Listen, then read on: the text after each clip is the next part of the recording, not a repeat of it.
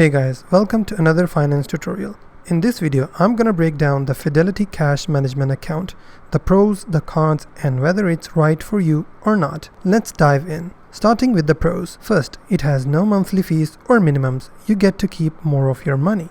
It offers competitive rates better than most checking accounts. Number 3, your funds are FDIC insured up to $250,000 per partner bank, giving you peace of mind. You love the global ATM fee reimbursements. Use any ATM anywhere and get the fees refunded. It includes full banking features, debit card, bill pay, check writing, and mobile deposits. With early direct deposit, you can get your paycheck up to a day sooner. Plus, it's fully integrated with Fidelity investing platform, so you can easily move money between accounts.